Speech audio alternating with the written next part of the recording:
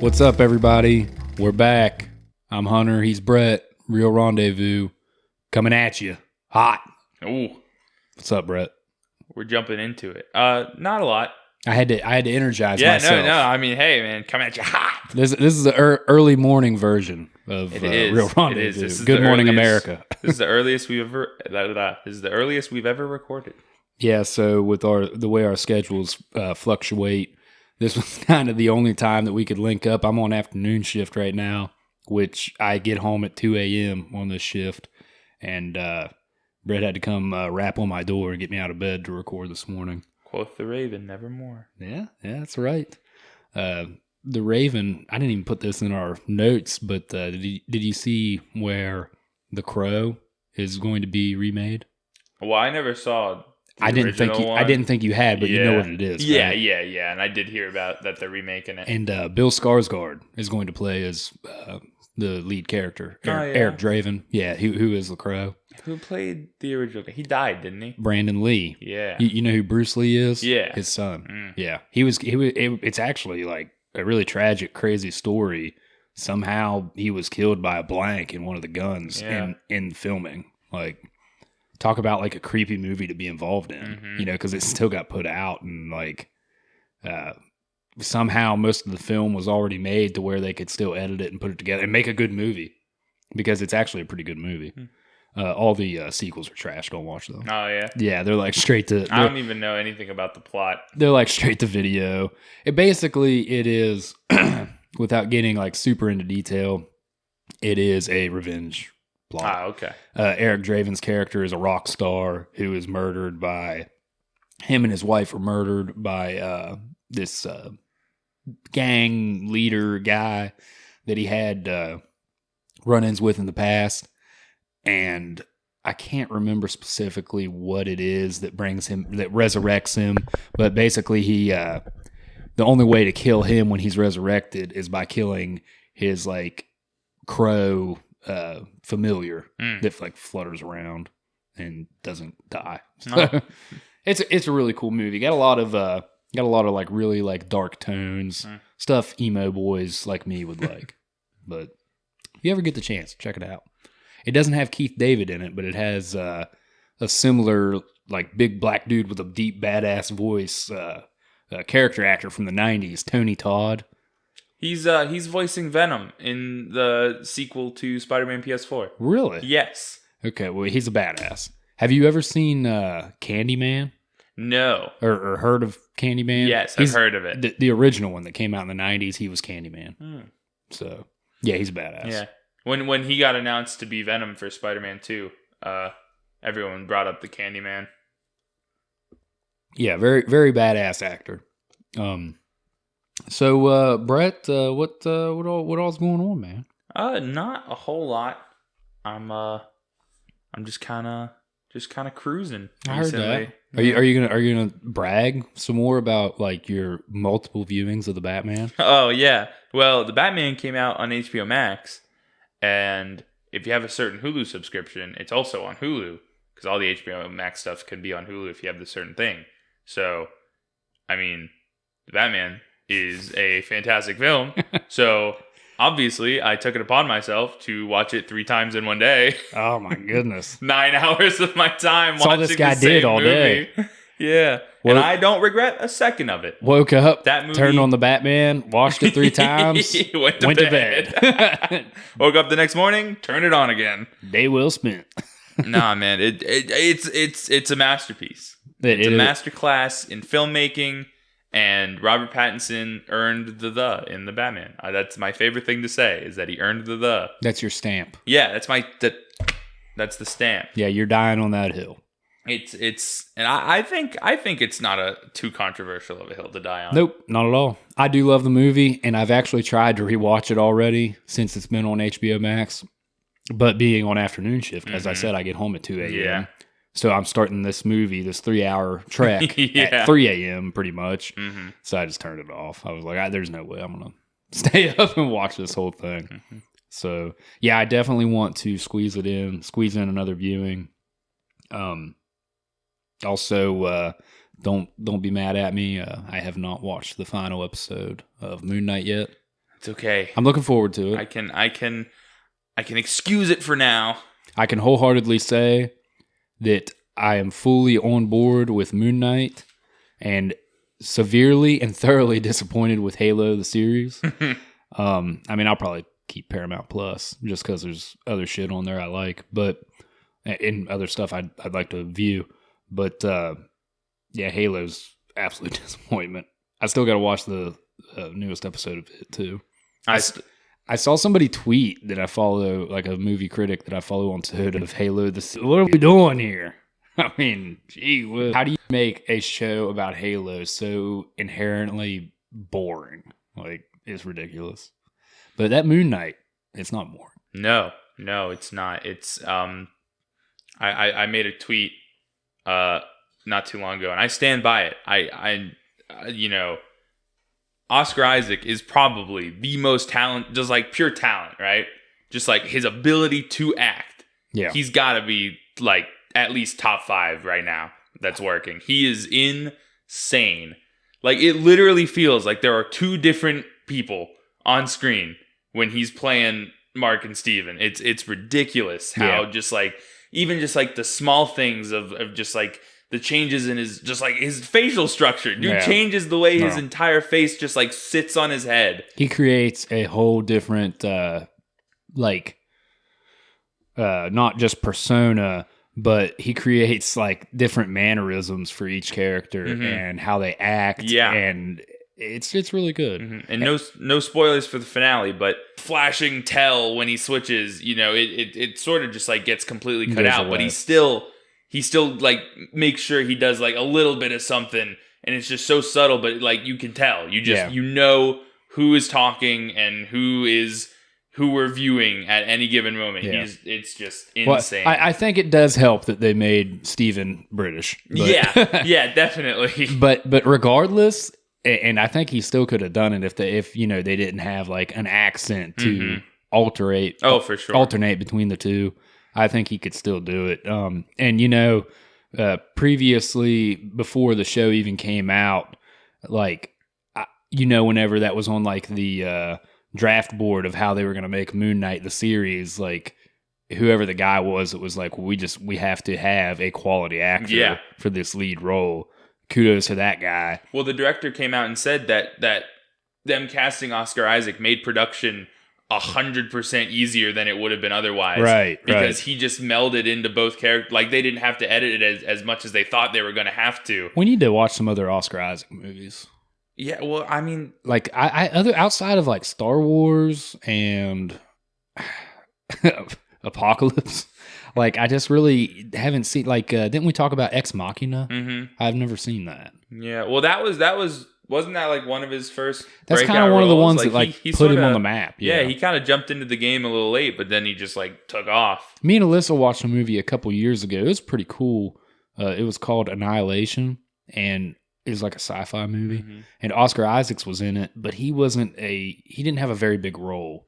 And I mean, he was still good in the movie. It was really just a good movie, but I would like to see him more in that like powerful lead, you know. Yeah, that's why I definitely want to watch Ex Machina, and I'm sure there's other ones that I'm not even thinking of that he's in. Now, I will say it's a little worrying, right? Because we need season 2. It's not a want; it's a need.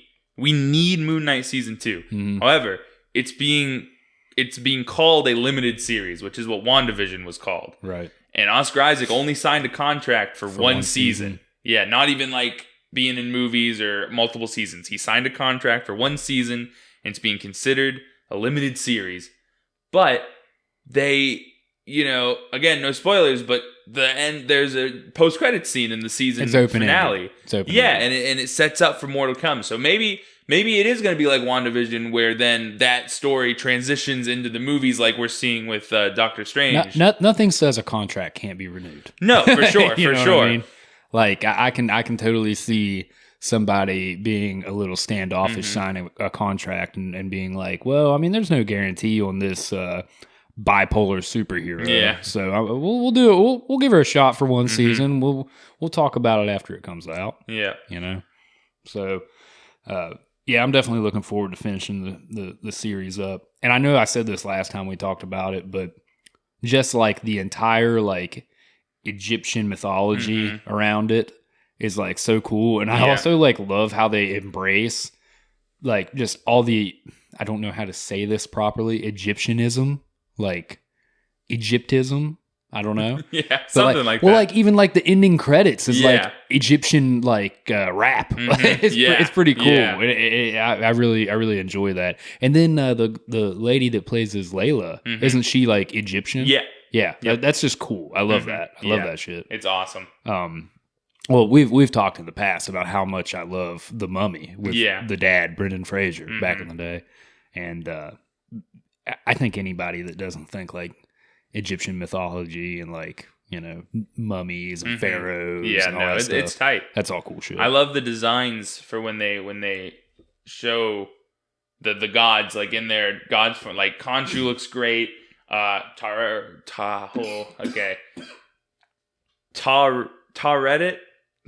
I'm butchering that, but it's the hippo one. It's the hippo girl. I loved. Excuse me for dying over here. I loved her. Okay? Went down the wrong pipe on the peach Red Bull. Gotcha. I loved her introduction too.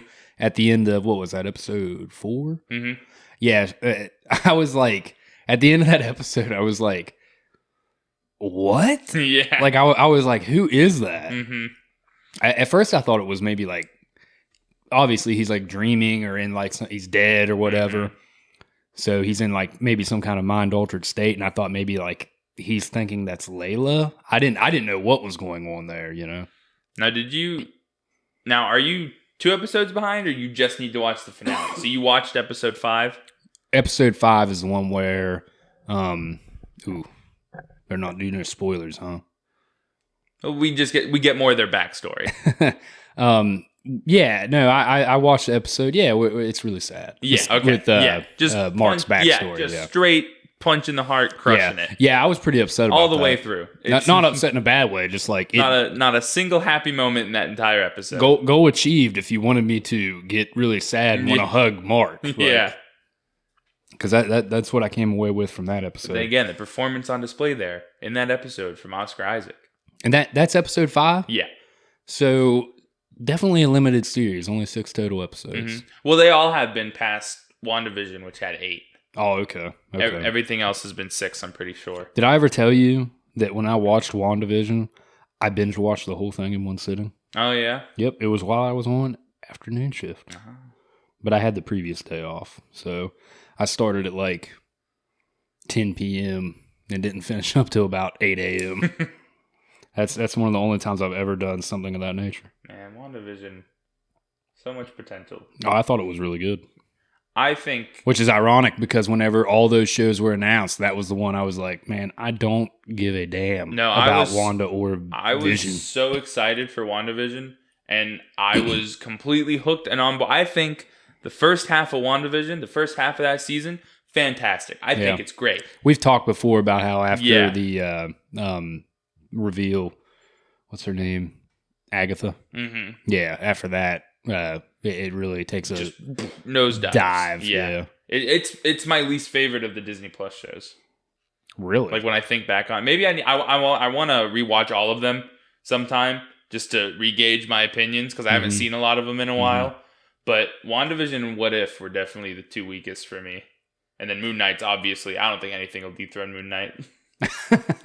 No, I really, because here's my highest praise that can be given to Moon. This is how I know it's not just me being a fanboy, because Kaylee really, really likes Moon Knight. Yeah. Kaylee wanted to watch every new episode with me as it came out. Yeah. And Kaylee doesn't even like the MCU. Right. Kaylee doesn't understand any of that stuff. Never read any of those comic books. It's just like the premise and the performances and the story, like just on its own. Yeah.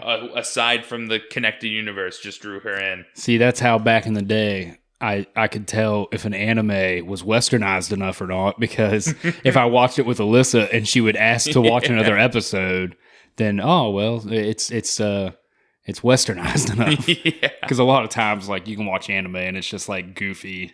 And especially if it doesn't have a good English dub, like Alyssa would like make fun of like a certain dubs for certain anime that I'd watch. But so Moon Knight, got to jump on that. I went and watched The Northman. Mm-hmm. I know we talked about that earlier. Pretty good movie. Yeah.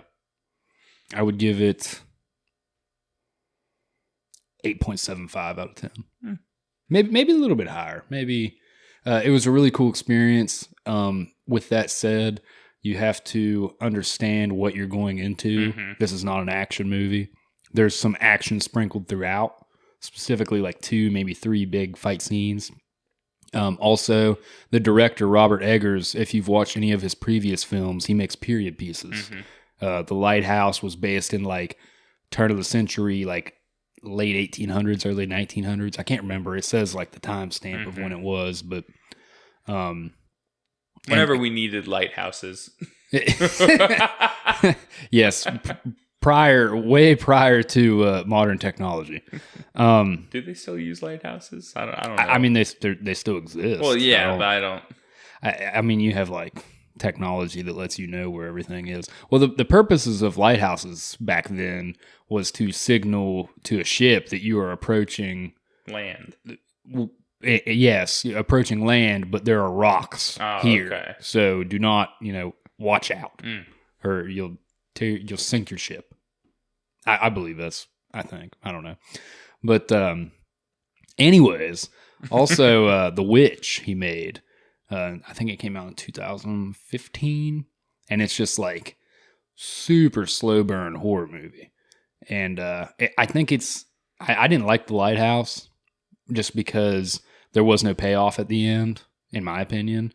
And although both actors in The Lighthouse like cash in really great performances, especially Willem Dafoe, it just still did not give me any of the substance I wanted from it.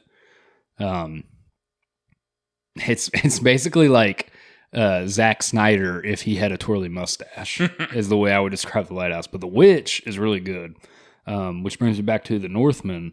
It's a period piece, so you really have to pay attention to the way they speak. You cannot like expect them to talk like me and you are talking, obviously. But like all the sets are like really, really like raw and look like what you would think it would be in 800 AD in Viking culture. And like I said, when there is action scenes, it's really raw, really like not super choreographed. You know what I mean? It looks like 2 dudes like really going at it. And it's extremely violent. There's one scene where a guy, and like if you're watching a Marvel movie and somebody gets smacked in the face with a shield, they might get knocked unconscious, but that's it.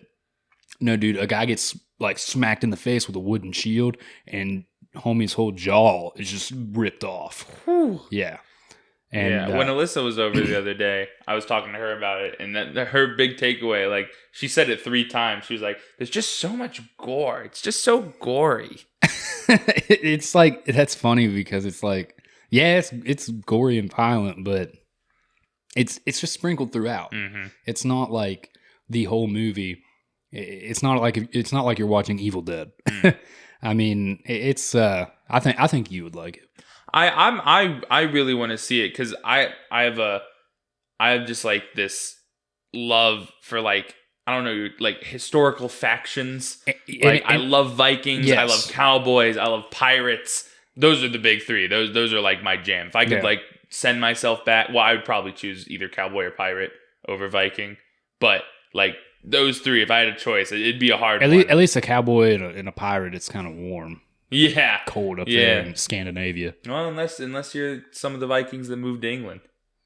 It's probably still kind of cold in England. Oh, is it? But anyways, I think you will really like that too because I'm pretty sure Robert Eggers did a lot of research to make this as accurate as possible, like, within the realm of still making a good watchable film. But also he dives into some like Norse mythology, like Odin's in here. No spoilers. This is no spoilers, but Odin's involved.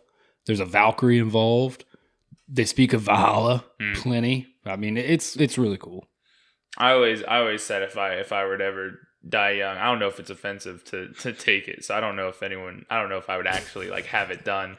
But I've always said if I didn't like die of old age, I want to be put out on a boat and have a flaming arrow shot at my boat. There's some of that in this movie too. Is there? Yeah. I think though, if you watch this, definitely go watch it before it gets taken out of theaters. Yeah. I think it's definitely a cooler, easier movie to watch in theaters. Just if only because you can hear what they're saying a lot better. Well, like I said, if I can't swindle Dad down into seeing Doctor Strange this evening, I'm 100%. Why would old Mike not want to go? Oh, he doesn't. He sometimes I can get him talked down. He likes a matinee. He loves a matinee and he hates opening day. That's his motto that right is there. True. That is true. He'll get that tattooed on his arm. Loves a matinee, hates opening day. Yeah, but sometimes I can get him. They got a 6:30 going on at Tiger, and they got a 4 going on at Tiger. And I texted him about it. I haven't heard back from him, obviously, because he's at work. I'm pointing over here, like my phone's over here. It's not. It's upstairs. I thought maybe you made him a little paper airplane. Yeah, flew in his direction. I'm just gonna hope it makes it there. But yeah, I'm really looking forward to The Northman if I get a chance to see it in theaters before it leaves. I gotta see it soon because it's been out for a while. Yeah, and I will say, when me and Alyssa watched it, we watched it up at Regal up here in Morgantown, and it was in the smallest theater they had. Yeah. And there was probably only like half a dozen people in there with us. So I would say it's not going to last long. But yeah, I just... And I can totally see it being like a movie like the one we're going to talk about today that cost a lot of money. Yeah, it doesn't make a whole does lot. not make it back. Yeah. Yeah, I always say I hate history. What I mean is I hate American history. Everything else is super cool. Yeah, yeah. Assassin's Creed is my second favorite video game series of all time. The other day, I spent about half an hour on my Xbox Live and just like made a wish list of games that I'm going to buy. And one of them was Assassin's Creed Valhalla. I've been playing a ton of Valhalla recently. Yep. Yeah, well, actually, I think I saw what inspired it was I saw your tweet about which Assassin's Creed game you like the most, and you put that or Syndicate. Yep. So, which I love Syndicate as well. That Victorian era London. That's my shit. It's my favorite Assassin's Creed game, if nothing else, because Jacob Fry is the best assassin. Yeah, he's the man. He's objectively the best one. He's very good looking. He's got the lamb chops. Yeah, I like the with subtle the scar through the lamb chops. I like the subtle lamb chops. That's very, very manly. But you want to dabble with a little Spreckensy Kenobi real quick? Yeah, it's coming out. How many days? It got pushed. It's the 26th, isn't it? Because it got pushed. Is it a Friday that it drops? No, it's definitely a Wednesday. Wednesday? Yeah, Disney Plus does Wednesdays for their shows now. Well, that's what I think it was supposed to be on Wednesday the 25th, and they pushed it back to Friday the 27th. And then they're dropping 2 episodes instead of 1. Yeah, on the 27th. Okay. He's also going to be in Fortnite. Well, that's amazing news. Glad that happened. You're so welcome. They put Wanda in Fortnite yesterday. Man, that's awesome. When's Red Bull Peach Edition going to be in Fortnite? That coming soon? No, probably not. Okay. They got Wu-Tang Clan merch, though. You can buy not a skin of a member of the Wu-Tang Clan, but you can buy a skin of one of their default skins wearing a hoodie that says Wu-Tang Clan on it. Have you ever listened to Wu-Tang Clan? No. Brett? It's pretty good shit. Is it? I mean, if you know. I mean, I've heard good things. If you like 90s rap. I don't know. I just don't think rap is your preferred genre, really. But I mean, not what a lot of people would consider rap. Like, I like Lil Nas X and Doja Cat, but they're more pop rap than like actual like rap. Yeah, Wu-Tang Clan is rap. But I digress. Kenobi coming to Fortnite, and also the new trailer came out there like two days ago. Dang, we're already that far removed from May the 4th. Bummer. But yeah, I'm pretty excited for Kenobi. We got our first glance at Hayden Christensen coming back. I'm glad he's working again. Poor guy. Dude did the prequels. Don't drag my buddy like no, that. I'm not dragging. I love him, but he did the prequels and then disappeared off the face of the earth. Dude, it's so funny because like I see memes about it all the time where people were like, you just get nostalgia for stuff and forget your previous opinion for it because like everybody just ripped the prequels when they came out and hated on them so bad, and then it's like after the sequel trilogy that just came out, everybody's like, nah, let's get back to them prequels. Y'all got any more of them prequels? I Revenge of the Sith is my favorite Star Wars movie. Dude, well, like Episode 3 is my absolute favorite Star Wars movie. Here's the thing, like Phantom Menace, when it came out, that's the first Star Wars movie I got to see in theaters. Like I was young, so 5-year-old Hunter isn't going to like shit on a Star Wars movie. I'm gonna like it regardless. And I don't remember having a bad time with any of the prequel films. I mean, looking at them now, analytically and objectively, I can say, yeah, there's a lot of stuff that sucked about them. Yeah, but the only one I just do not like is Attack of the Clones. Yeah, I don't like that one. I think Attack of the Clones has a couple redeemable things about it. Yeah, it has a few good parts, but I love the introduction to the clones. I love Jango Fett. I love what is the planet that the clones are created on? Camino. I love Camino. I love the Jango Fett Obi-Wan fight on Camino, even though it's about 20 seconds long. And I love the I don't love Anakin getting pwned by Count Dooku. I think that's funny, and I think it's really like kind of hilarious watching Yoda lightsaber battle because he just bounces all over the place like a fly. Yeah. Man, you're so good with planets. What is the battle in the arena? Geonosis. Yes, Geonosis. That's pretty cool. You get to see Mace Windu flex a little bit. Yeah. Pure unbridled decapitation. Yeah. On what is a kids franchise, really. It's like big set pieces is like just nothing. I did not bring up what takes up 2/3 of the runtime is Anakin and Padme's love story. Yeah. I was thinking it'd be so funny because I feel like my hair is kind of the perfect length right now. Like if it's similar length in October, me and Alyssa should be Anakin and Padme. She wouldn't want to, but and we could dress up Tatum as like a little baby Leia. Yeah. I don't like sand. So coarse. It's coarse and it's rough and it gets everywhere. Yeah, it's one of the weaker films for sure. I slaughtered them like animals. Yeah. Not just the men, but the women and children too. He's really not that great of an actor. But like you said, though, Revenge of the Sith really brings it back. And, it's got its flaws too, but it's not a bad movie. Yeah, I stand by the fact that 90% of the problems with the prequels and their performances is 100% down to George Lucas not being a good director. Yeah, I don't think he really is. Because an actor can only go so far with the lines they're given. You give them a script and you're like, read these. Yeah. It's the director's job to be like, hey, add a little this into it, or this is what your character should be feeling right now. But like, especially with Natalie Portman in Attack of the Clones, she and Hayden Christensen in some cases, it's like yes, go give us nothing.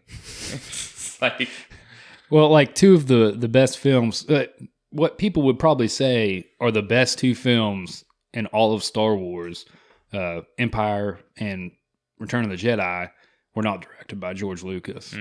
They were two other guys. So he only produced. But looking forward to that. Excited about that. I might have to go back and watch the prequels in preparation. Me and a few buddies of mine were doing we started a Star Wars marathon. Anytime we get a chance to get together, we're gonna go through all of them because Kaylee had never seen a lot of them, and my buddy Nathan's our friend Mars hasn't seen a lot of them either. So we were gonna show them all to him, and we watched. We started with the prequels. You got it when you're doing a marathon. Is that how you did it? You started with episode 1? Yeah, and we showed him the Phantom Menace, and like I had a good time. Dude, it's not that It's bad. not that bad. Is it great? No. No, but it's a fun time. Does it have a great plot? No. Not really. Where it tries to have a great plot, it like makes you dumber because it's like, wait, space politics? It's like, what's happening? I don't care about the space politics. Oh, the Trade Federation? Yeah, nobody just tell me they're bad guys, which is basically what they do. Yeah. But I mean, man, the pod racing sequence, Oh, that's nuts, dude. Oh, for sure. Like, and don't yeah. Jake Lloyd. Is that his name? Yeah. I don't think he's ever acted in anything else. No, because he got bullied.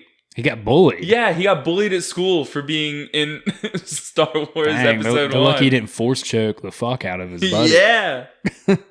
But yeah, and don't tell me there's a better lightsaber battle than Qui-Gon and Obi-Wan versus Darth Maul, because I don't think one exists. Like, I remember, now this is aged, this is 10 years ago, and it's a Watch Mojo list, so, you know, err on the side of caution with that, but it was top 10 sword fights in movie history, and that was number 1. Now, can that count? It's a sword. It's a sword. Well, It's a sword. All right. I mean, it's not a projectile weapon. Well, no, but I don't know. I just feel like they have different physics. Well, whether or not you want to include it as a sword, you still must say it's got to be the best lightsaber battle.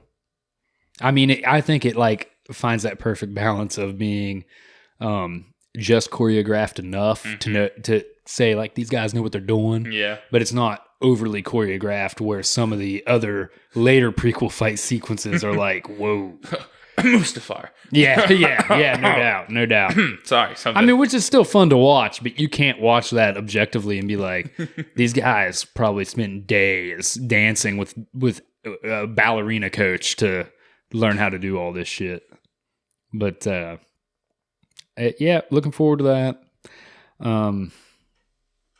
You want to touch base on He just did. I'm blanking. Doctor Strange. He just did Benedict Cumberbatch magic at me. That's pathetic. Benedict Cumberbatch would be mad. There's this really funny TikTok I saw. I don't remember who made it. He's a big guy on TikTok. He's really funny. Yeah. But he was like, Doctor Strange for no reason in every MCU movie. And he was like doing all the hand motions. He was like, "Oh, I'm sorry. It's just that if I don't do this spell in the next 5 minutes, we'll tear a hole in the fabric of space and time."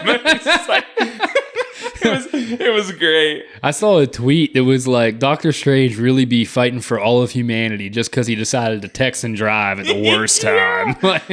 Dude, I saw a tweet that pointed out, like, Mans has not had a break in between Infinity War to Endgame to No Way Home to Multiverse of Madness. Yeah, he hasn't gotten to sit on the sidelines much. Just take a break.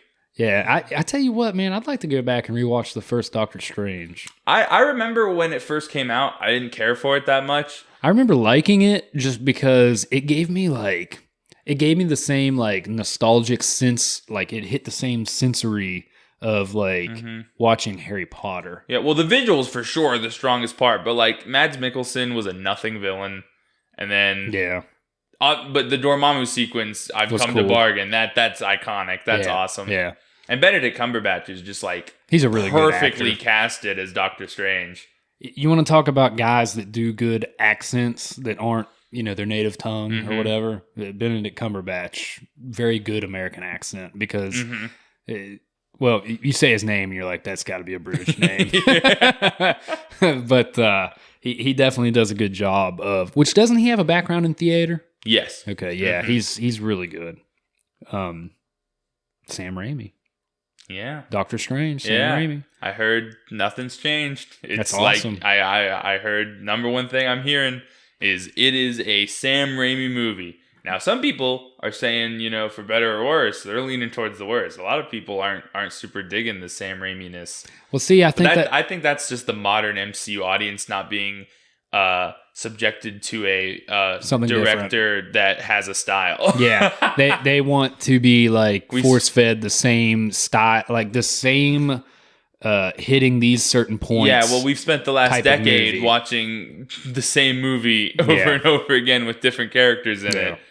But now, they're starting to open up. They're trying new things, and I'm really glad to see it.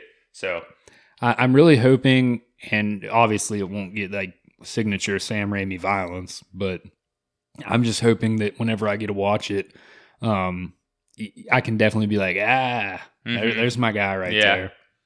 Well, Which, whenever we talk about this movie that we're reviewing here, I never even let off with what movie we're reviewing. No, we did not. It's a mystery. You have to sit through our rambling if you want to get to the movie. If you are one of the 3 people that have stuck with us, we will be reviewing a Sam Raimi movie from the 90s. I promise there's a movie review in here somewhere. We rambled for about 40 minutes, huh? No? 35. 35? Yeah, almost 40. Okay. All right. Well, that's about par Sorry for for the my course. beard grazing the mic right there. Oof, man. It's nails on a chalkboard-esque. But, so we will be reviewing a Sam Raimi movie to segue off of our Doctor Strange and the Multiverse of Madness here. We'll be reviewing The Quick and the Dead, a Western from Sam Raimi, 1995 is when it came out. Cowboys. Brett loves cowboys. I love cowboys. You need to watch more Westerns before you can say that you love cowboys. Yeah, I know. Well, I mean, Red Dead Redemption 2 was an 80-hour long Western that I got to experience. So you need to watch a Western movie. You're not a true cowboy lover until you watch at least one Clint Eastwood Western, one John Wayne Western, and you need to watch Tombstone. You need to knock those 3 out. Then you've earned your cowboy hat. Red Dead Redemption 2 and The Mandalorian. Take her to leave it. I'd say that this movie that we're reviewing fits more in the latter, with the off the wall style westerns. Mm-hmm. This one it covers itself up a lot more as being a true to form western, but really in the bigger picture of things, it's like I said, it's got that signature Sam Raimi style. Yeah. This movie, directed by Sam Raimi, stars Sharon Stone, Gene Hackman, Leo DiCaprio, Russell Crowe, and Keith David. It had a budget of $32 million, so a lot of money thrown at this thing, and it only grossed back $18 million. Not a lot of money made back. So, whatever, I didn't write down what studio it was that produced this film. I bet they're upset with Sam afterwards. But I would say that they let Sam Raimi spend all this money because this is after he concluded the Evil Dead trilogy in 92, I think. 92 or 93 with Army of Darkness. Mm-hmm. And then he also made Darkman. Have you ever heard of that? No. It's kind of like a comic book movie. Liam Neeson is the lead character in it. Oh, yeah? Yeah. He's like this disfigured doctor that loses his mind and seeks revenge against the people that scarred his face. Did you watch that? Just that premise reminded me of something. Did you watch that movie with Joe Manganiello? Joe Manganiello. Joe Manganiello. Did you watch that movie where he's like a hobo alien? Yeah. Did you watch that? Yeah. Was it good? I liked it. I wanted to see it, but Dad had no interest, so we never went and saw it. Your dad would hate it. Oh, would he? Your dad would hate it. Okay. It's a slow burn. Oh, okay. Yeah, there's where I say the Northman is slow burn, but there is action sprinkled throughout. This is a slow burn with like one action scene. Oh, okay. Yeah, and it gets a little confusing. Oh, okay. I didn't mean to go off the rails. Just that premise, it reminded me of that movie. I was like, I wonder if he actually saw that, because I don't know if anyone did. Well, I don't think it actually came out in theaters. Did it not? No. Okay. I remember having to rent it on Vudu when it came out. So, which, by the way, did you use the Vudu? I did. I did. Good job. Did you buy anything else? No, I did Whilst not. me not knowing. No. I might use it to run through Brick one more time, though. Yes. I really want to show that one to Kaylee. I think Kaylee would like it. Fully approved. Kaylee needs to see it. This movie, I basically already said all the background about it, but it's a Western. It's based around Sharon Stone's character of Ellen returning to the town of Redemption. I didn't write any of this down. This is me going off memory. to seek vengeance against Gene Hackman's character. That's basically His last name was like Harold or something. And really Herod. Ah. And really, I have this synopsis that I'm going to read through, but with as paper thin as the plot of this film is, I pretty much just laid it all out there for you. Yeah. But with that said, you want to touch base on anything before I start jumping into this huge paragraph? No, we can jump in. Okay, well, we're going to jump in the fire, like Metallica would say. They would say that. You've never listened to any Metallica, have you? No. But it sounds like something they'd say. Only cool scene in X-Men Apocalypse was whenever Angel was getting hammered drunk in the rafters of that church, and he's in there listening to The Four Horsemen by Metallica. So, my favorite scene in X-Men Apocalypse is when it faded to black and the credits started rolling. I didn't think it was that bad. It was pretty bad though. No, I don't think it was that bad. I thought like the whole ending of the film was just so like stupid. Nothing will ever be worse than Dark Phoenix. I didn't. Did you watch it? Did not watch it. I heard it's absolutely terrible. Don't even waste your time.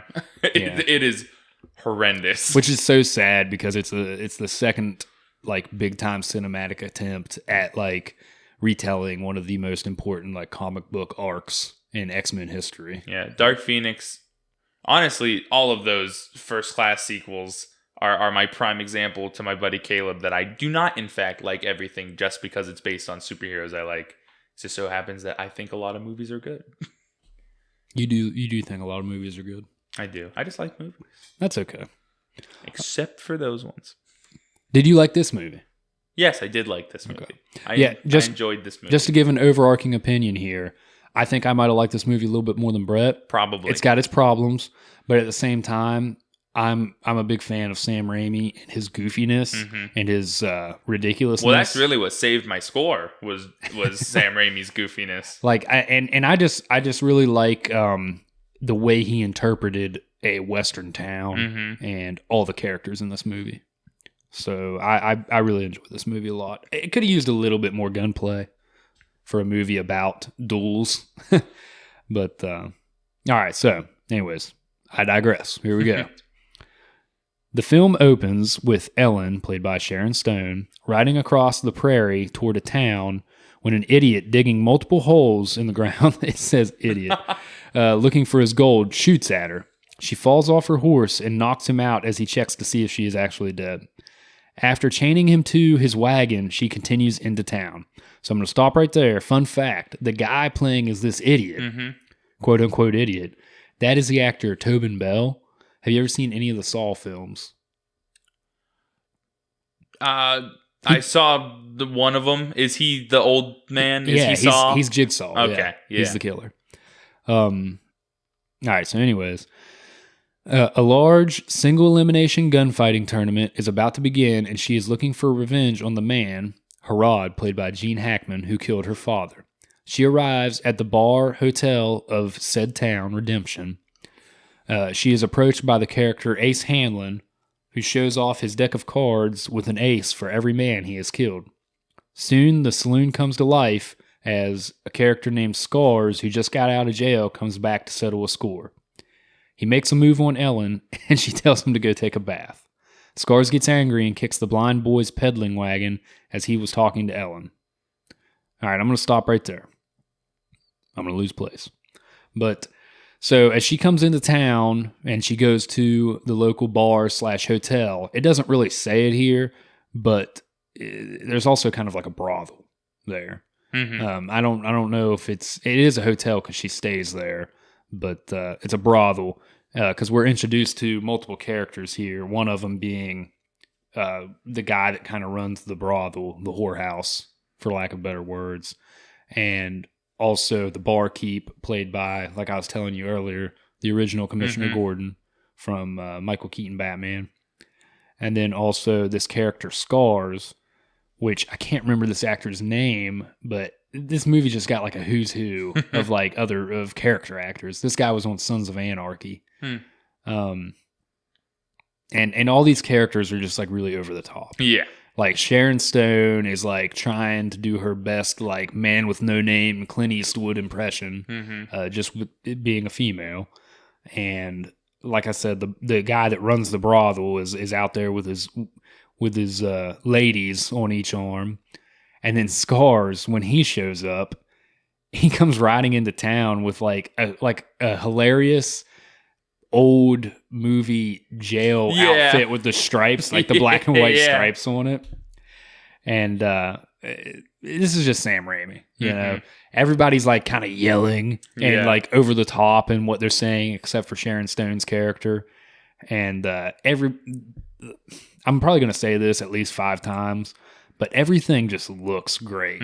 Like the whole set, I'd like to know like how they built this, or like how much of that budget actually went into building this, because I bet it was a lot, just to blow it up. But everything looks great. Everybody's costumes are great. Just all kinds of swagger. Like I love everything about this opening introduction to the movie.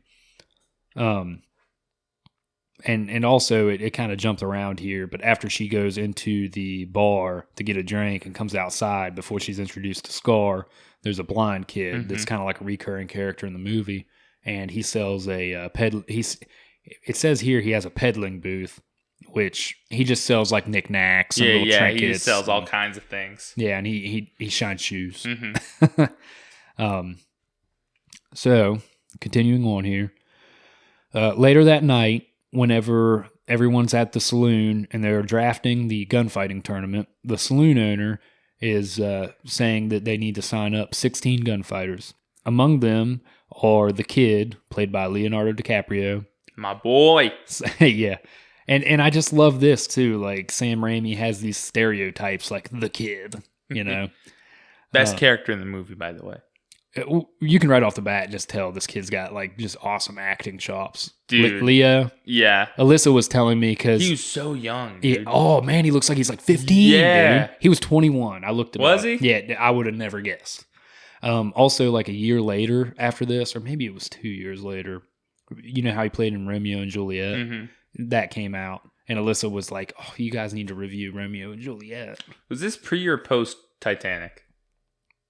Pre-Titanic? Titanic came out in 98, I believe. Oh, okay. This came out in 95. This is one of his like earliest like big movie roles. Dude, my man rolls in, run and drip, spit and game. I was sold. The moment he came on screen, he's got the best outfit in the movie. You want to talk about costumes? Yeah. He's got the best outfit in the whole movie. You know, one of my favorite scenes too, and not to jump around here, but later in the movie, whenever Harad takes Court to get a gun for him, and Leo is like hammering about all the... That scene's great. And then that's another thing. The gun shoots straight. I wouldn't sell it to you if it didn't. I don't like to jump around like this, but another thing that I bet went into the budget of this film is it's literally Russell Crowe and Sharon Stone and Gene Hackman and Leo doing these gun tricks. Yeah. Like somebody trained them to do these. Like they're all in the same frame mostly. Yeah. Like it's pretty cool. Leo carries for sure. So the kid, played by Leo, Sergeant Cantrell, played by our man's Keith David, Court, played by Russell Crowe, and he is drug into this tournament against his will.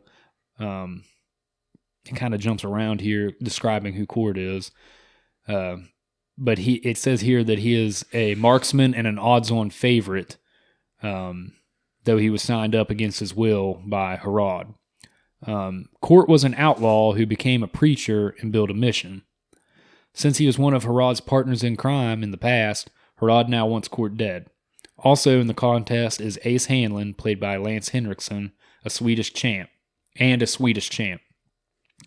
Hanlon, he's a character earlier in the film that I already spoke of that said he had an ace for each person he's killed. And he's just another like kind of Western stereotype character who's like the guy that you can tell kind of like is hamming up his story a little bit. He didn't really kill a bunch of people. He reminds me of the rattlesnake from Rango. Rango, add that to my list of Westerns. Rango is actually a movie I own on my Vudu. Mm-hmm. Whenever I first bought my Vudu, it had like a list of 50 movies, and I could pick like 4 or 5 of them just to have right off the bat. And Rango is one of them. I've still never watched it. Dude, it's fantastic. Yeah, I want to. Isn't Johnny Depp Rango? Yeah. Yeah, I want to watch it. No, Rango's amazing. I think you would really like it. Yeah. Because it really is just a Western, but they're just all animated lizards. It looks funny. Like It's really funny. I love that animation style. One of my favorite scenes from it is there's a not to talk about Rango too much, but one of my favorite scenes from Rango, just to talk about how funny it is. There's a part where Rango's getting chased by it's either the snake or a bird. He's getting chased by something way bigger than him. Mm-hmm. But he's running so fast around this like water tower. So they're running in a circle. And he starts running so fast that it starts looking like he's chasing the bird. And so he's like running, screaming, all the town, and like one of the town people's like, "Give him hell, Rango!" While he's like running for his life, screaming. It's really funny. I'm gonna have to watch it. You really should. I've tried to get Alyssa to watch it a few times, and she never has. This character Lance Henriksen, or this actor Lance Henriksen, playing as the character Ace, he's predominantly a horror actor. He played in the Pumpkinhead film. You ever heard of Pumpkinhead? Nope. One of the coolest movie monsters ever made. He also played in the movie Aliens as Bishop, a cyborg android. Sounds kind of familiar. Yeah, you should watch. Have you ever seen Aliens? I've never seen any of the Alien or Predator movies. Ooh. Yeah.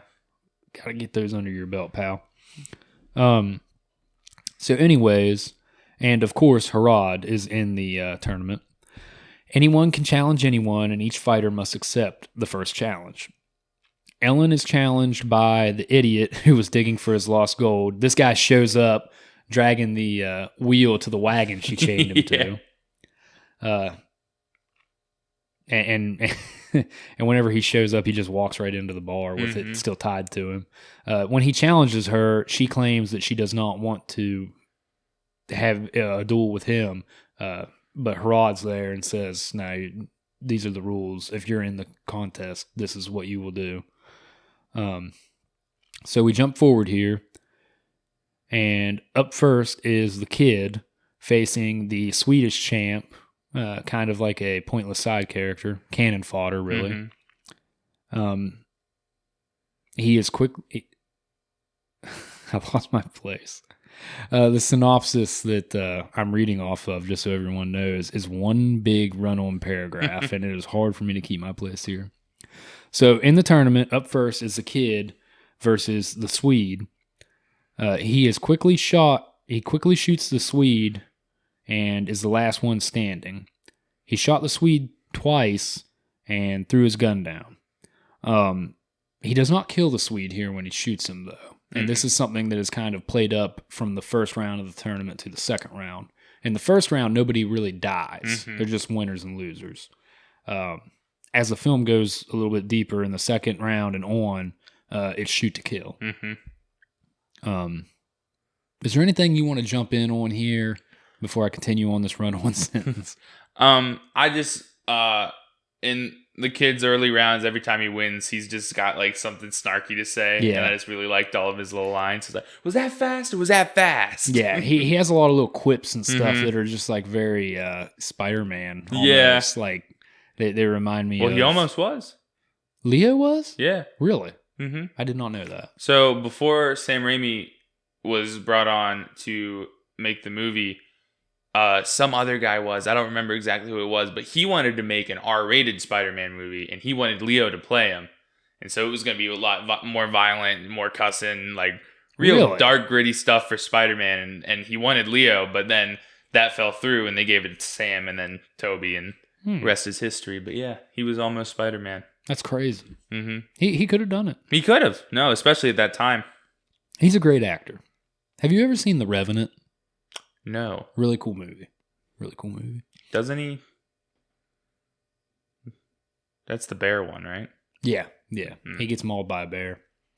That's not the whole premise of the movie. That's a part of the movie. Okay. But it's a really cool movie. Other winners in the first round include Sergeant Cantrell, Scars, and Eugene, the guy that runs the brothel that I was talking about earlier. Harad has challenged Ace because he thinks Ace was hired to kill him, and one of Harad's men challenges Court. After Rusty, another of Harad's men, has beaten up Court and chained him to a fountain in the middle of the village, Harad has Court released so that he can go to the kid's gun store. Harad gives Court the cheapest gun in the place, and then the kid also has told everyone that Harad was his father. So this synopsis just really bounces around pretty badly. But earlier in the film, it's revealed that the kid is Harad's father. That's why he's kind of, I don't want to say well off, but he's got his own gun store that he runs. He's got his own place. He's not in bad shape. He has this, it's one of the better, not one of the better subplots, kind of the only subplot in the film, but he has this thing going throughout the film that he wants to earn Harad's respect, being his dad. And later in the film, they kind of joke around, and somebody states that it might not even truly be his father, but you can tell it's his dad. And also the scene, like I was saying earlier, the scene where they go into the gun store and get the gun for Court. It's just really cool to listen to Leo talk about and describe each gun. And then when they finally give Court a gun, he does all these cool flips and twirls with the gun and asks for ammunition, and Harad says only give him one bullet, that's all he needs. So, which I thought was kind of a cool touch. Also kind of shows you that Court is a badass, but like me and you talked before we even started recording, he's such an underutilized character. You all right, buddy? Yeah, sorry, I keep yawning. Having a rough time? Did you already crush that Red Bull? Oh, yeah, it's gone. It's been gone. Yeah, I think mine's all gone too. I got a little sip left. Anyways, lost my place again. Harad denies that the kid is his son. So Court goes out to fight and refuses at first as the clock ticks down. When the clock finally strikes, this is something else that we didn't even talk about. There's a huge clock tower in the middle of the town. Yeah, that marks when you're supposed to fire. Yeah, and as the tournament begins, because it's all 16 at the beginning, when it begins, they each have different time stamps. The first gunfight will be at noon, high noon, and then 1, 2, 3, so on. And as the tournament dwindles down from 16 to 8, 8 to 4, they get less and less on times.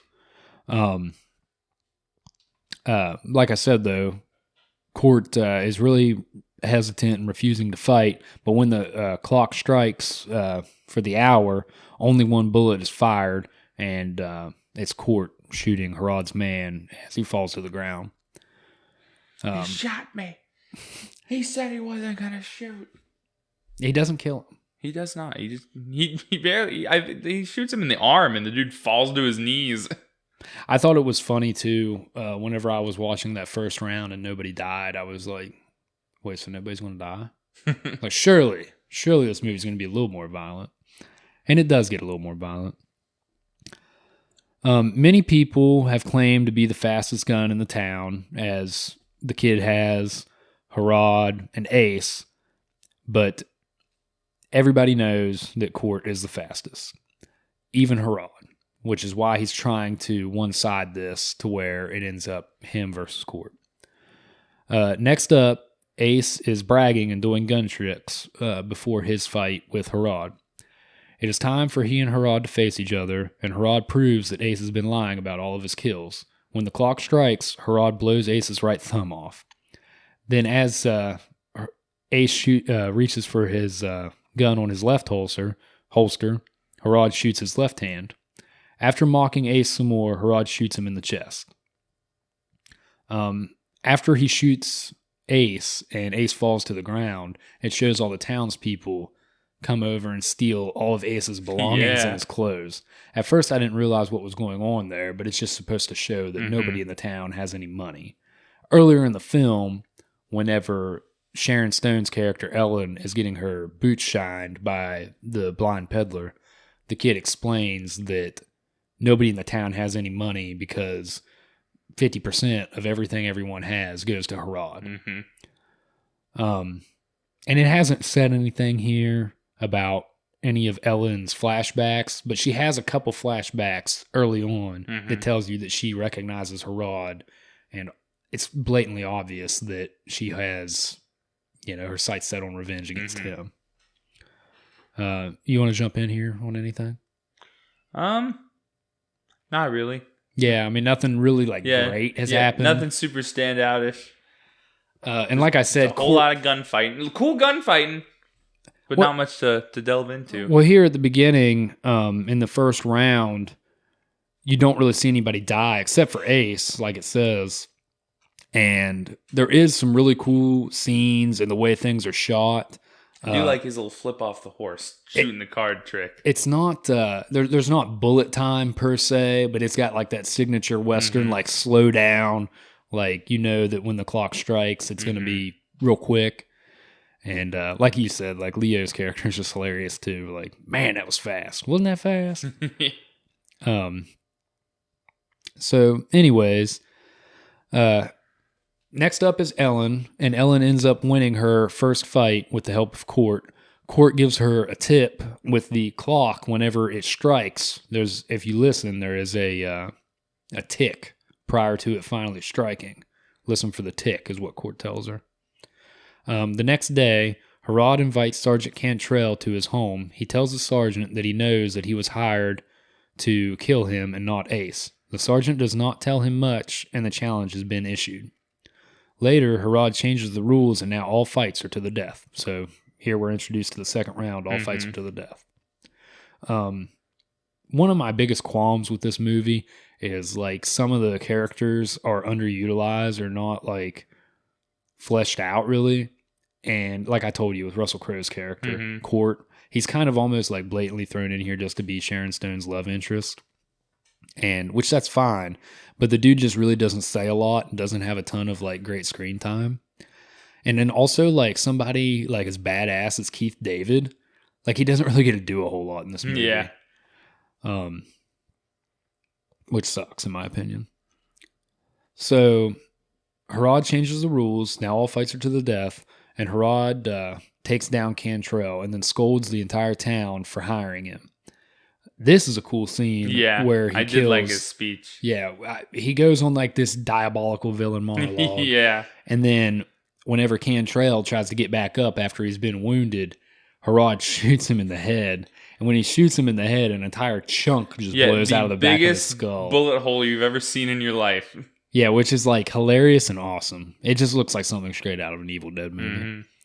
And that reflects on what we were saying earlier. You can just tell when Sam Raimi directs a film.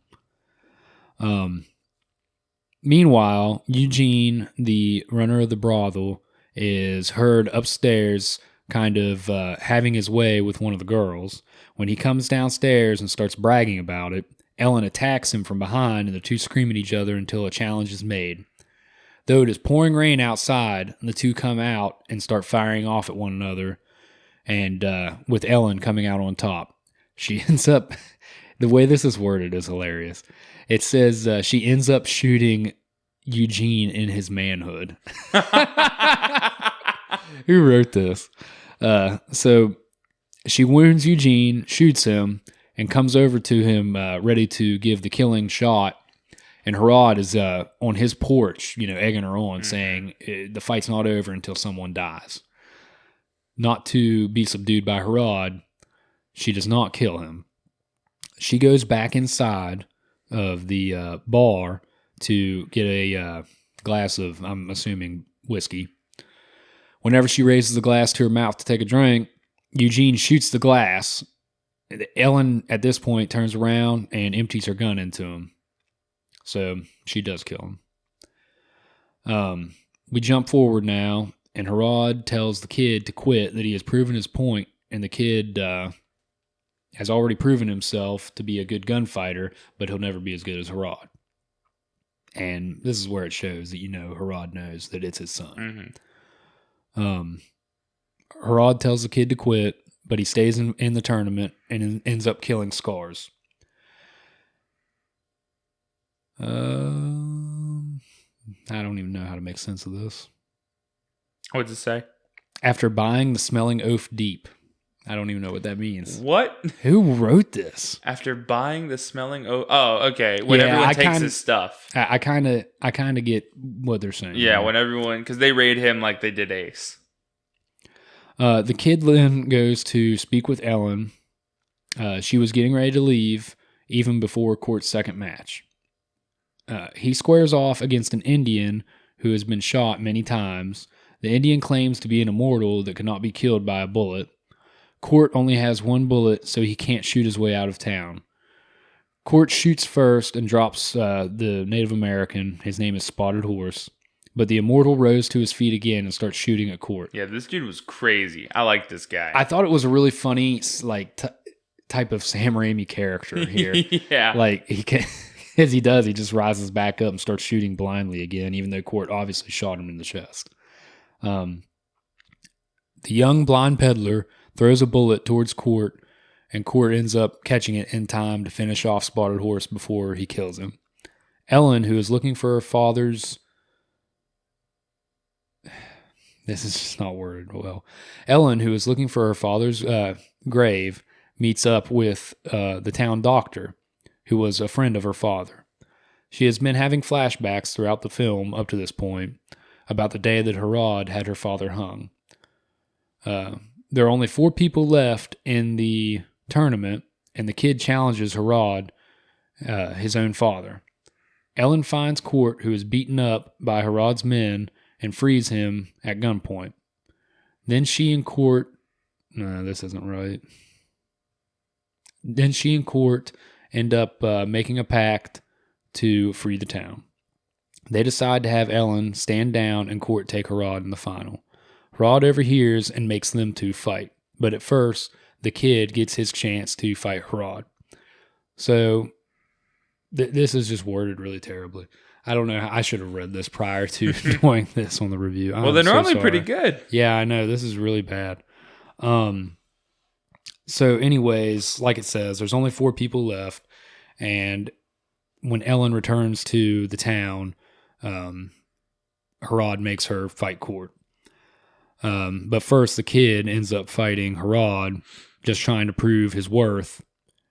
And whenever they have their showdown, the kid ends up hitting Harad, but he only clips him in the neck. And then Harad ends up shooting the kid in the gut. Ellen rushes over to the kid's side, only to hear his last words. Then it is Court and Ellen's turn. Court begs her to shoot him first, but she won't. So Court shoots Ellen because Harad had his men ready to shoot them both if neither drew. The doctor comes over and pronounces Ellen dead and takes her away before people can come over and scavenge all of her possessions.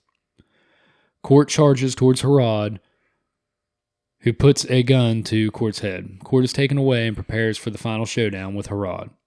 The time comes for the final gunfight, but it is all put on hold when Ellen shows up. It turns out that she ended up using red ink to stage her own death and then lined the entire town with Court's help to explode with dynamite. She blew up everything, and then Court, in the big explosion and diversion, starts taking out all of Harad's men.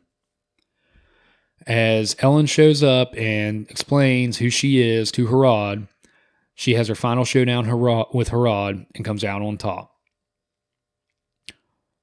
The final scene of the film is her riding off and Court holding her deceased father's martial star.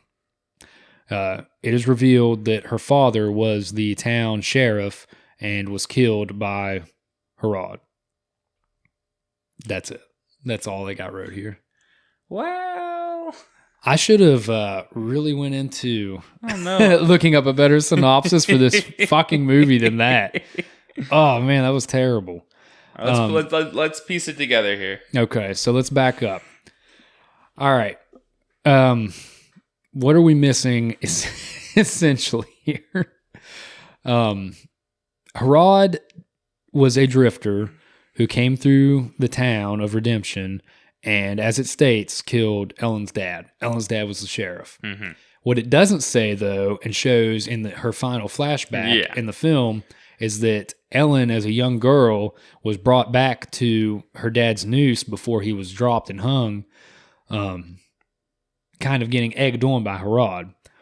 Harad says, well, here, I'll give you this gun, and if you can shoot his rope free, then he can go free. And, me and Brett were talking earlier about how we thought that whenever this was shot, she would get her 3 chances, and she'd miss, and she'd cry, and then Harad would just kill the dad anyway. And that's not what happens at all. Yeah, she ends up missing and shooting her own dad in the head. Right in the forehead. Like, pinpoint precision right in the forehead. Yeah, and so it's funny that she even kind of, I understand why she would blame Harad, but at the same time, it's just like, I thought that was a bad choice as far as the way the film was put together. Yeah, super weird. And then for the final showdown, which... Oh, yeah, it left out the part where everything explodes. Well, I said that there, but the way that this synopsis had it listed, it just didn't have anything wrote well at all. But for the final showdown, after the kid is killed by Harad and Court supposedly kills Ellen, the next day, whenever Court and Harad are up to challenge, I can't remember, does the explosion happen first or does Ellen show up first? Explosions happen first. Yeah, so they rig the whole town with dynamite. She blows up Harad's house, and then she shows up. Starts discussing things with Harad, telling him who she is, and then when Harad wants to, open fire on her, more explosions ensue. And when these explosions happen, Court is freed from his chains, gets a gun, and he starts killing a whole bunch of guns. Yeah, what of Harad's men are left standing after the explosions. Kind of an interesting way to break down the film and to conclude the film, because she returns to her hometown to seek vengeance against the guy who took over her whole town and killed her dad. But she's blowing up this whole town and leaving these people with basically nothing now, which they already pretty much had nothing because Harad took the town and took all their money. But so the way the film is broke down here at the end is just kind of like haphazard and put together badly. I tell you what, though, Brett, before I just get into all the bad parts of the end here, go ahead and tell me some things, broad strokes of what you thought of this movie. All right, I'll lead us off here. Yeah, no, I liked it. It was a good movie. It's a fun movie to watch. It's entertaining. It's easy to understand. Like you said earlier, you can jump in at pretty much any point, gather what's happening, and enjoy it from there. Let me interrupt real quick. Like you said, it is a very easy movie to watch, very easy to be entertained by. Way easier than it was reading that synopsis for it. Yeah. Whoever wrote that. Yeah, no, that synopsis sucks. Was way harder than it needed to be. Yeah. We probably could have summarized the movie way better than that in about just talking. In about 100 less words. Yeah. But continue on. So I'll start with negatives, I guess. My biggest problems with the movie were the way it was paced and surprisingly Sharon Stone at some points, because I just felt like her character was so inconsistent throughout the whole thing. Right? So she has this revenge plan. She comes into the town. She's a badass. Doesn't take nothing from no one. Knocks that bar owner guy off of his stool. He's like, I need a room. He's like, 1 room coming up. She's this cool person without a name coming into this town to put her foot down, right? Yeah. And then the entire rest of the movie after that opening, she spends all of her time either crying or making that scared face that she, the entire bar scene, when they're signing up for the tournament, she's sitting in the corner, cowering in the corner next to the kid, with her eyes super wide open, all shaky and her mouth agape. Now that you say that, that's something else that I really didn't think of until now. She comes in is introduced as a badass, but that is short-lived. Because, after about the first 10 minutes of the movie, she spends the whole movie thinking will she or won't she try and kill Harad behind Yeah. his back? Like, which she probably could have. Yeah. Like, and there's also kind of like a little bit of like a subplot that she hasn't killed anyone before and doesn't know how, and you know, she's a kind of against killing someone. And like you said, it just leans towards inconsistency for her character. Yeah, and then she has her big moment where she's like, I can't do it, I'm leaving, I'm gonna go find my dad's grave, and it's not there, and then she cries, and then she comes back and then blows up the city. Yeah. And kills Harad, and she's like, all right, I did it. I'm a badass again. Sorry for that other stuff. I like the way you put that. Yeah, I can agree with that. But with that said, it's also the kind of movie that you watch for cool gunfights. Yeah. And you do get these in spades. No pun intended on our boy Ace. Yeah. But this movie has a lot of really goofy characters in a good way. If you're familiar with any of the Evil Dead movies or even Spider-Man, the Tobey Maguire Spider-Man movies to an extent, you know what kind of like mannerisms, you know how over the top some of the characters are going to be. And there's a lot of enjoyment to be found there, in my opinion. I thought Keith David and Russell Crowe's characters were a little underutilized, especially Keith David's. And then the way they utilized Russell Crowe's character was really like almost like he was injected into the film just to be a romantic. What's the word I'm looking for here? A romantic involvement for Sharon Stone's character. And also one of my biggest qualms with Russell Crowe's character here is he tries to do a Western accent kind of on and off throughout the film, and it's just not very good. With that said, everybody looks great. Everybody is a badass in this movie. Like Brett said, all the gunplay is really cool. Leo is probably the most interesting character. Yeah. He's the most entertaining to watch. He's very quick, very snarky with everything he says. I really thought Gene Hackman was pretty fun as Harad. Yeah. Have you ever seen any of the... No. The Christopher Reeve Superman movies? No. Do you know what I'm talking about? Yes. From like the 70s? Yeah, he's Lex Luthor, isn't he? Yeah. With the curly red wig. He's the original Lex Luthor. Yeah. He is a lot of fun as Lex Luthor. So I thought what you were going to say was, have you ever seen Gene Hackman in anything else? To which the answer was going to be no. Well, I guess you still answered my question. I was still right, but I thought... Well, Gene Hackman's a really good actor. I thought that's where that was going. Gene Hackman's a really good actor, and he's also been in other Westerns. There's a Western that came out a few years prior to this movie with Clint Eastwood called Unforgiven, which he was also the bad guy in that movie. But Gene Hackman's great in this movie. I think Leo's great. And like I said, overall, I'm going to use a Brett term here. The broad strokes of this movie, I really enjoy.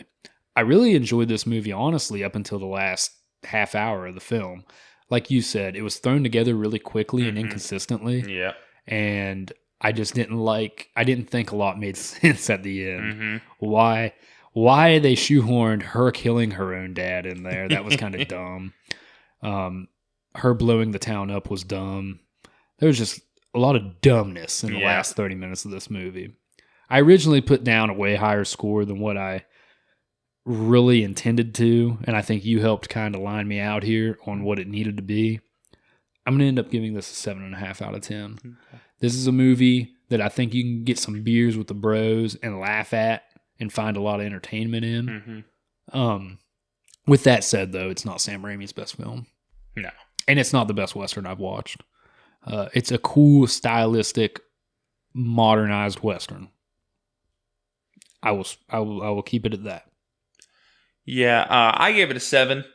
I gave it a solid 7 because, I mean, like I was saying earlier, the saving graces really are just Sam Raimi's direction.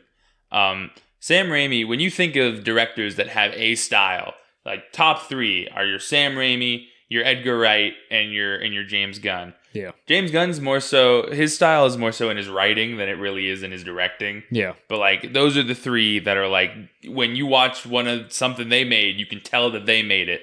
And Sam Raimi is the number one of those three, because you watch anything he made and you just know he made it. It's got the zooms. Yeah. It's got, like you said, a lot is with Yeah. his cinematography and the way he films. Just like some funny stuff happening. I think he just likes making people do backflips. Like He really does. Like pain-induced backflips. Toby does a ton of flipping over stuff after he gets hurt. Have you ever seen Army of Darkness? I'm not. Whenever you said pain-induced backflip, my mind instantly went to a specific scene in Army of Darkness where somebody gets shot and they do a whole backflip. So Yeah, well, Herod, Gene Hackman? Gene Hackman. Gene Hackman, when Ellen finally pops him with her 100 caliber 6-shooter, Yeah. dude does a pain-induced backflip. Yeah. Lands right on his face. Yeah. And that's just great. I just love his goofiness and his style.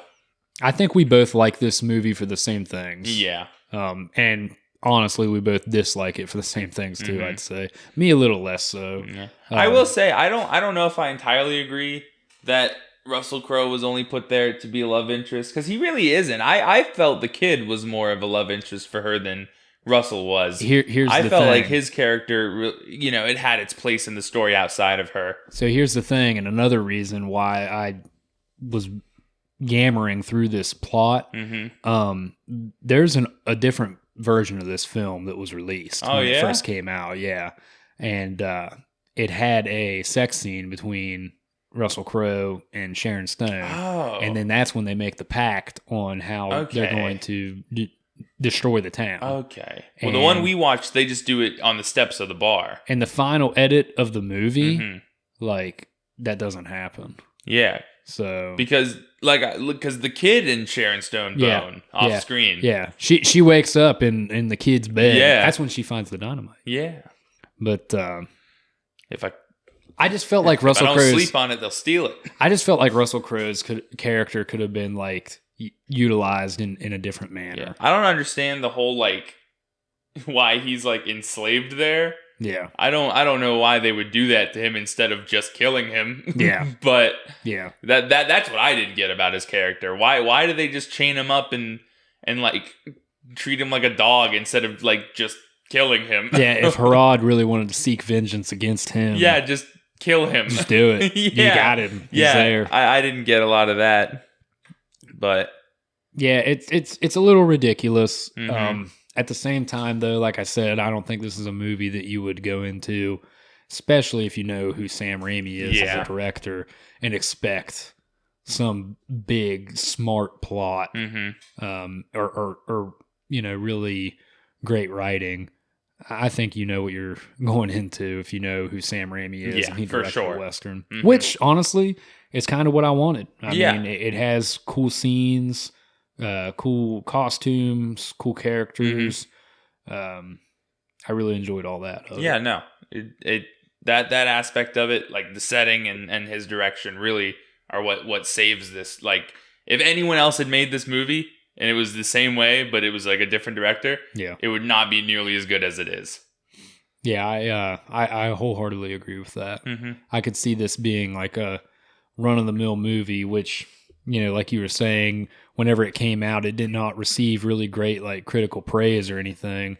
But I could see this being a run-of-the-mill movie where a lot of people could find it way worse. Yeah.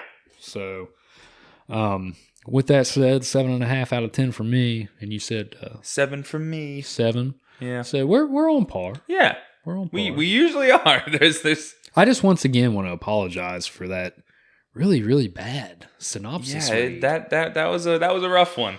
Oh man, I feel bad. I feel bad for our listeners.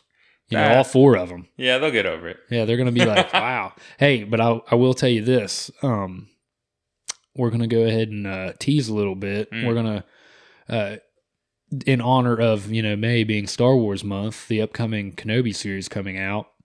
I think we're gonna do one more movie review for our next episode, and then we're planning to do a Star Wars themed episode. Yeah. Not exactly a movie review. Brett, so we're going to do, how do you want to word this? Our top 10 forms of media for your eyeballs, Star Wars? Yeah, we'll go with that. Top 10 forms of media for your eyeballs, Star Wars. I don't want to say forms of media because then they'll be, comic books, or books. But top 10 form of media. Well, books are also for your eyeballs. Books are actually exclusively for your eyeballs. Wow, yeah. Okay, so pretend that didn't happen. We're going to rank our top 10 Star Wars movies / TV shows. Man, I should have just led off with that, huh? Yeah. And or TV shows. Yeah. So, our top 10 list is going to have, whatever we find as far as the movies, and if we want to throw certain TV shows in there, like I'm sure both of us would have in our top 10 Mandalorian. Oh, for sure. Definitely. And then movies. So I'm looking forward to doing that. I recently on Twitter posted my top, not my top, but just ranking of all of them. And I'm going to have to unearth that tweet somewhere. Yeah. And look at it and see if I want to stay consistent or not. Cross-reference your own opinions. But yeah, we'll have that out in a couple episodes. It won't be the next one. Brett, do you want to tease what you wanted to review for the next one? Oh, yeah. Or have you changed your mind? No, I didn't change my mind. I was trying to think of a clever way to say it, but I couldn't think of a joke. It's the Thomas Jane Punisher movie from 2004. I'm pounding the table. That was a good joke. Oh, thanks, man. Nah, I'll add a rim shot. But I'm looking forward to reviewing that. That's a movie that I really liked watching when I was younger. I've never seen it, but I've heard it's severely underrated. I think it's underrated. There's some hamminess to it, but I think Thomas Jane puts in a really good performance as a pretty depressed. He definitely looks the part. That clip you showed me of the apartment fight, he does a good. I was impressed. Yeah. That's what inspired me to want to watch it. Yeah, like I said, there's definitely some hamminess to it. Some of the writing's bad. John Travolta is the main bad guy, and he kind of sucks. But I think, and a lot of critics kind of hated on Thomas Jane's performance, but I think he does a really good job of portraying a man that lost his family and is just like generally depressed. But I'm looking forward to that. That's a good pick. I like that. Hunter approved pick. I'm excited for it. So I get some more superheroes up in our lineup. Oh yeah, for sure. All right. Well, with that said, anything else? I ain't got nothing left for him. I think I said "with that said" too many times in the last 5 minutes. That's okay. We do a lot of saying. You're supposed to smack me when I use a phrase more than twice in one episode. My arms are not long enough for that with our current setup. Yeah, that's why I sat over here to stay out of arm's reach. Up. I'll come over to your mic. Give you a little pat. Smack me. Did you hear that? I'm taking it from you. I will close out the show.